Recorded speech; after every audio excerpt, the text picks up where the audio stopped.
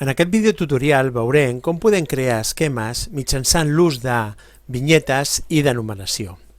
Quan nosaltres volem crear un esquema, el que hem de fer prèviament és seleccionar-lo i si volem utilitzar vinyetes ens adreçarem a la icona pics activats desactivats i hi fem clic.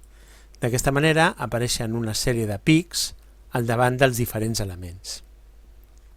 Si volem modificar o configurar les icones, els pics que apareixen a les diferents vinyetes, ho hem de fer a través del menú Format i el submenú Pics i numeració. D'aquesta manera, si ens adrecem a la pestanya Pics, podem seleccionar tota una sèrie d'icones per les nostres vinyetes. De la mateixa manera, podem crear esquemes numerats. En aquest cas, en lloc d'usar la icona de pics, hem de triar l'opció de numeració activada-desactivada. De la mateixa manera que hem vist que podíem modificar la configuració de les vinyetes, també podem modificar la configuració de la numeració. Novament ens haurem d'adreçar a format, pics i numeració i en aquest cas adreçar-nos a tipus de numeració.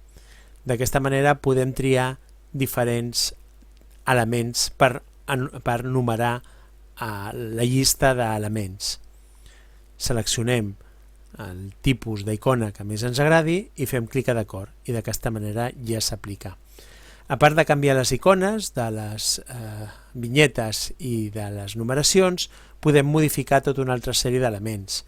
Per fer-ho, novament, haurem d'adreçar-nos a format, pics i numeració i en aquest cas obrirem la pestanya Opcions.